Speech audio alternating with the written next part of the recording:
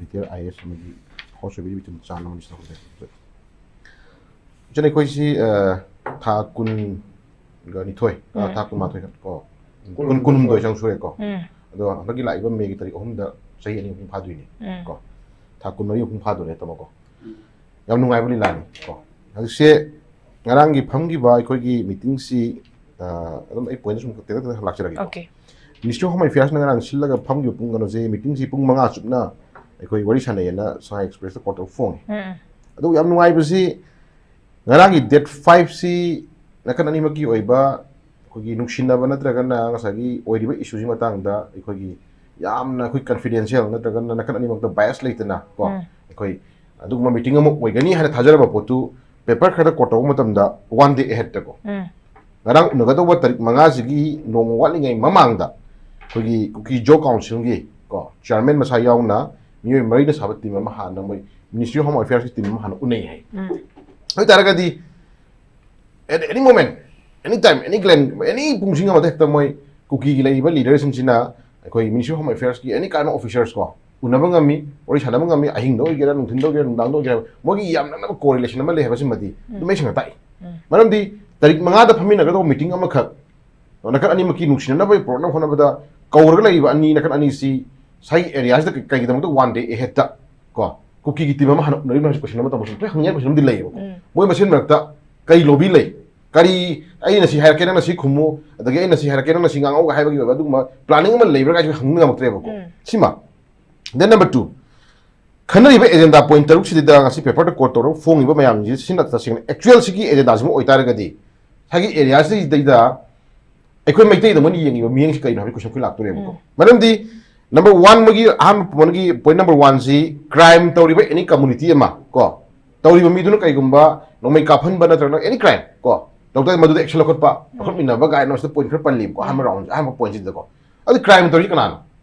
ko eta ne se ko sahi ani apung phaga daro basi ki manung ji da crime tawri kana sima then number 2 arm surrender thang da moi nakar ani muk da ta lomina ba hai governor na people directive ko almost ko ki mite ki nga khre injury ille pha bu ju phari happy bu ju piri tamo ko almost tawri moi gi 2 times governor ta matam moi gi injury number 1 adu dagi hindokna kuki volunteer force ko kamu thola kan na mukhuda full arm phajo paira kan da no surrender hagal ini modi ko no arm surrender hagal ini adu go missing do kanano sim number 2 number 3 ministry of home affairs pai bi ba home minister bi ba du gumba amit shahana amu ji hafta de phajo ma hayani amit shah ji na free movement ohelu na mask tarik nipan da pirak directive to kanana khongoi ni ko manipur lenga ki msd bus sama phajana tau chamthok bi na masana na thambi na tamo nungala free movement ohen bidor tha bus tu adum halak pada adum khongoi ner izat mangal halai ko bus to ko mai thadok pidana loina mai man ta dan tor halai chikran to bono then idp ai khoi gi lei ba mai tei community ki paisa chinau mayam idp mayam ji di khoi thinbiro hai re ji thinbiro khoi lejara ki jaga du da khoi yum hanbiro ha bane lurai ba point di ai khoi mai tei sing lei ba idp gi yum jing je ai khoi thinma ta mai yum lerom hidra question ma ji lai ba ko khoi na thinbiro ha bani mo na chang ya ro ha bani khoi sa sera ga bani mo na chang ya ro ha bani ko sima point nama adagi development wa ai ji sidi praja gi thok nate ma masai government thok ni ko adu then joint meeting all community ki myam leader myam unar kan da chakhot minna ba phanna ba gyan dan no khona ba juma thok ni sagi erena ji da sagi erena ji thuiba kore ji thuiba ni ko thuiba crisis issue sing matang da kari point sai yaur ge question lai ko adi sai area ji union home minister na tamo union home minister na koi da suk changma thakun ga ni thoi humdoi changhel abase sahi ani phadro ba ji ba da mana ngang ya ngang ma hajiti mana ethnic crisis ne na sida ma isi tolai thokre ko community ani mo thokpa dugumba ethnic crisis ne thok legre ai ta ga di chuchampur ta ba kuki ga bishnupur district da leiba tampaki bishnupur district da leiba maitai singa khudam man tampak ta any imphal west ki wagera east ki wagera any jaga amagi maitai singa chuchampur da ta ba kuki singa khana bane ba lawra se ko adu mana haji tawsina ethnic community ani mo thokpa irang ni hairaga chuchampur da tampoki ta ba kuki ga ta maitai na ta ba beli ki area ki ta iwa district kangu khana ga da a border fencing kha bane ba si manam sari bara ba question to tamam da nami na se ko khadari ba masin mana ani du imung am da family ama da masin mana ani khadari lawro thangna ba yum ani khadari lawro khadari ba ani du ki core issue du puthora kan da kana la li ba kana chumi ba da ani mak nang ju khana du ana wate mu gi lambi do to da na kana ni thangna ba ni khadari kan da khadari ba ani du ki waro shin pro na ba ne na border fencing kha bi wari ne ba ko manam ja sala da hai tare ko border fencing khari ke men khari ba haji koi question hang nga ne ba ko mana border fencing kha ga ri si manipur thui irang si external aggression yaure foreign aggression yaure na mana hai bu tu na manipur gi tampak ta ri ba any kind of koi CSO leaders in koi praja pudi mana border fencing thuna khabi roi se koi ya thu e ba tam ko maram di mapan lam khut yaure hairam ni na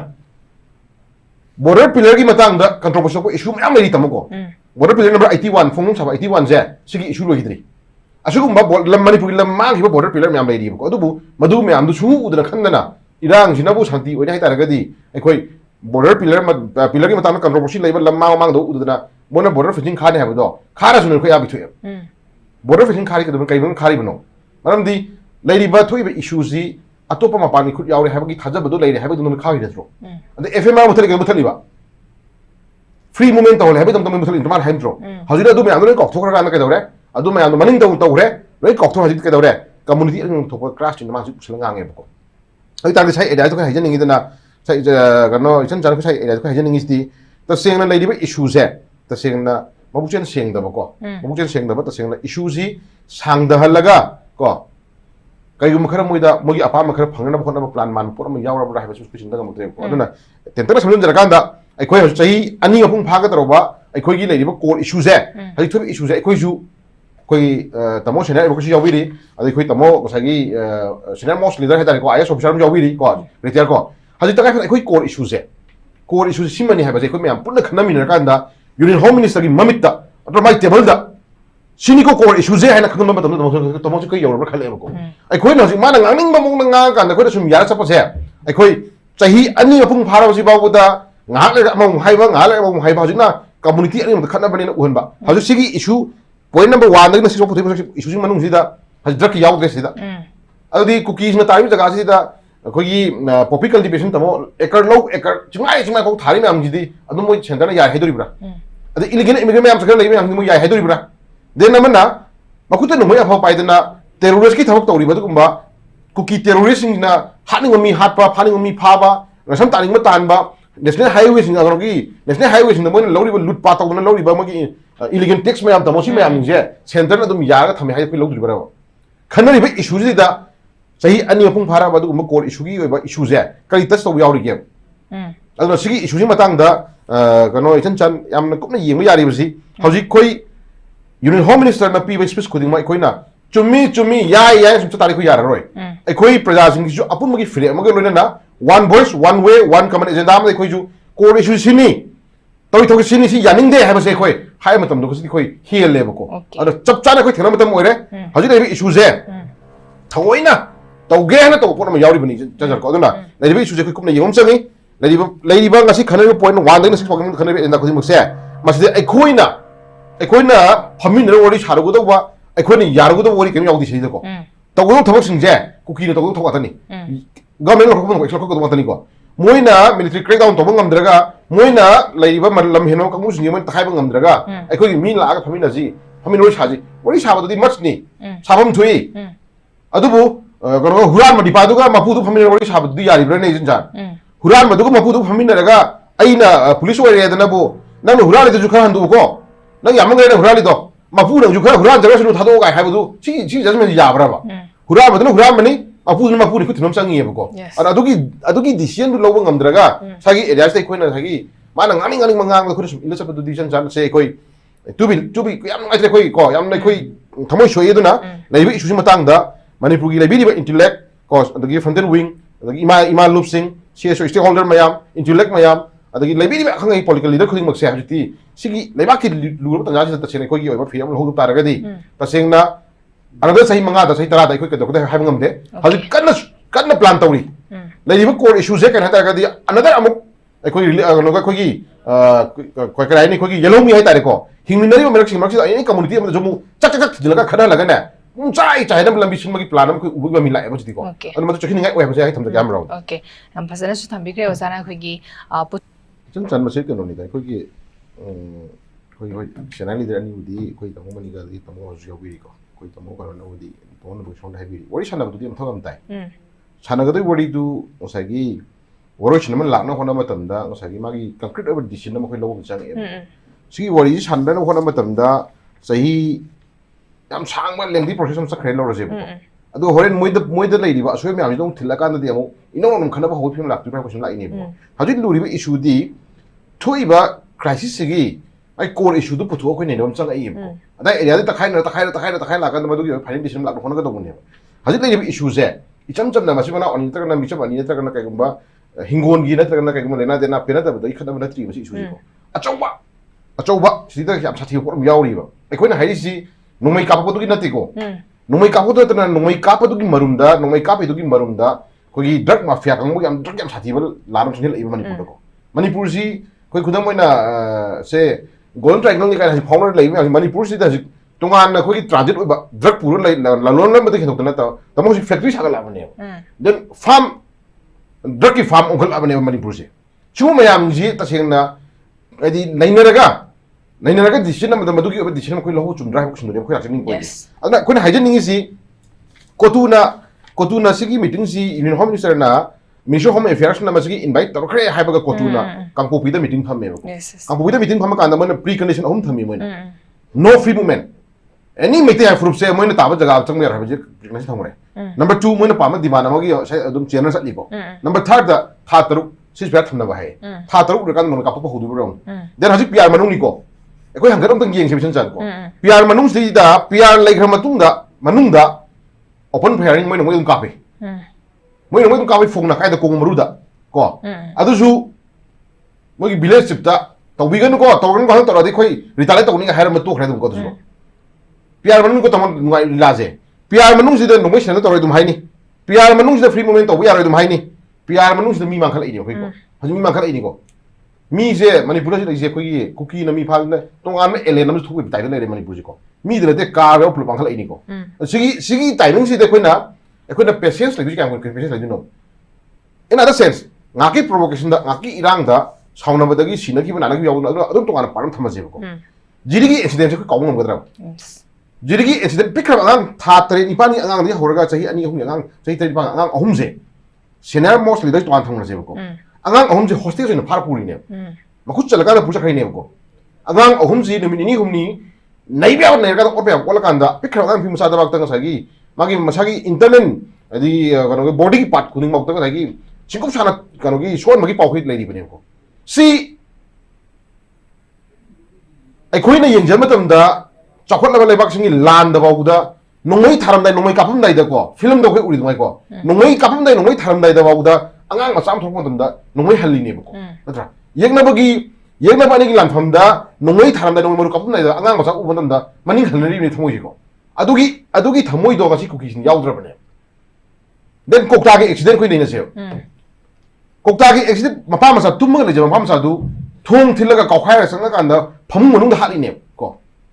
मका हालिने मसे एखोइ आइना हाइजनिंगिबा आइना accident खर panjiri पोसक्सिदी cookie जिना मोय तुसाइ कोइ तममनि हाबि मोय तौरप action दा कोइना हनमग तमदा मोय नि सिरम बियाय सोम बियाय मदुदी प्रोवोकेशन ने इरांग जे नेमधरे हाइन लेर मतुंगदा मोय न मखुत मखि होस्टेज न खुत चलब तु हाइदारे को जिरी जे थोकिबा प्रॉब्लम दुसु एखोइ के प्रजा को तमजम थनते मोइनो ओनसलगा आर्मी की सिपाहीदा मिगी पुलिस दा मोइना लुट तौना बरतना मोइना एखोइ ओवर टोक्सल कान सिपाही नोइ मुन्नबा सिपाही हार होना जरुबनी सिपाही हार ना भोनबा सिपाही नोइ मुन्ना भोना बतमदा मदुगी रिटायर तको मोइ बिसि सिजबनी तमको मोइ मसेन सिजरगा अदुगा ताइनबा गंदरगा सिपाही ताइना गंदरगा एखोइ सिविलियन ओनसलगा मोइना फार फुगिबने सिगुम मगी थमोइ जे चन चाने खोइ होय तौगिबुदी होग्रे को पीस लाना लंबी होना बदुदी याम फै हाबदुदी खोइ जु यायबको तौबुदो बट मरम चाबा चादा भाइबगी एरा दुनी खोइ नम चांगे अदुना मी जु हातोकपा लेबाक थुगाइनो सिनबा मोने तालिब डिमांड दु ngasi मोने सेपरेट एडमिनिस्ट्रेशन तर यूनियन टेरिटरी तालिब डिमांड से मैतै हालगाना कम्युनिटी बो हालगाना फंगने हाबगी कोइ पोट लेब्राबा तानम दो मो सेंटर तालो तानम दो मनि पुलेगा तालो हाना गेरे सुना गेरे मसे तमजो सुकाइ देबको ओनसे लगा सिविलियन हातबुदुदी मरम चाबा हाबा पोइनरि लाइसिको दुना साइ एरियाज दे खोइना हाइजे निंगिसि खांबो या भाइ पोटम ले मियोइबा मो एना खांबे भाइ पोट हाइबम लै खांबे त पोट हाइबम लै को हजुद नेबि इशू जे खोइ को थोइ दब उहि दब प्रॉब्लम मयाम ngasi दि के योमसन लेर कान खोइ अखोइ हिंगे लैनि नहा कया की पुंसी ngasi के दवरे ड्रग न ngasi के दवरे योम ले लेखलाबने सिगुम मयाम जे गवर्नमेंट अमा लैरिबा लेंगा अमा लैरिबा मापि बा ओइ लैरिबा मुसिना मदु यंगसन बिउ हाबि को हारिसिको अदुना तदना ngasi drug थारिब कंगुसिंदुगा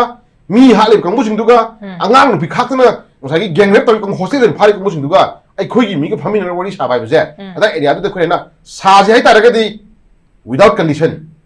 yaudana moi to gi thong to soi gre lang gre ha ba gi por thama kan da maram ja por abna hai development ga yauri ba ma yauri person gi da sang hilak ban abo khuna or drive potoni lai ada jit lai issue ji matang da PR lai gra matung da PR lai gra matung to crime ning je kana hen to handa ki me tari ahum da gi na ngasi ba gi manung da ko maitai community amata na central security force tara tara set force odon ko ka pa yaw gi bra ko phone na moidi sipai hal ni phone na moidi central security force hal ni ko masi tawri ba jamela me am ngi de ko hajin ngi di later lai lagi na traga na imung gi lan thung ni na posa am gi pen ta ba gi ninga chna me khana pon te si thawoi na taw ge na taw ko na mane manipur thugai hona na ba manipur gi prajamia mingji asa gi sigum sara thugai ra kan da mo gi lam ma mo gi dream ma ko mo gi mangla na ma mo gi cookie country mo gi tonga ma cookie le na ma sem hai ta ko cookie country ma sem ba ko chin cookie ka ma gi jo ka ka country ma sem gi mangla mi lakla ne adu ta adu gi mangla de khoi na ecoina compromise to we have lambi ma khresum chile ba to de khoi maram sa ja po to ne to na ri issue ji matang da center na si khuding mak si center na ma bu chen sengwan numita ko center na sanai lila je ma bu chen seng na ko ma bu chen seng na disin lo numita loi ko to lan ni si center ko to na ma si thoina to gen to por khri yauri bani na ai khoi gi oi ba history da bound to jeri ba ko pikira saw ga mission yam ga ya moira ai khoi gi lejer history je history is ita chingna khangan bang chang ha po to ni khai je po se ba ada chuburan du ai khoi punna thinami na kan da yade ko draka mari na ba terrorist thok to busidi yade ha basim di tungi mirona na di chana sonong na ba madu param do ngau je opportunity da na na ribi issue ji ekoi center na again reputation ha kan da center na ma kuchen siang ma mikupta na ribi issue je lo shimna ngangani na center na ma kuchen siang ri ba budi matam sang da gini matam sang dharaga wahal laga ko ai di irang hin nem tha gini hai khan ma hai na bu hore edana sang dharaga koi ware lo shan biro 로션 혼나 미로 가는 거지 니모 호레 엔더 프라마니고 시기 보였다 한 남는 다 한목이 필요 없는데 이래 하고 혼자 하이 탐적이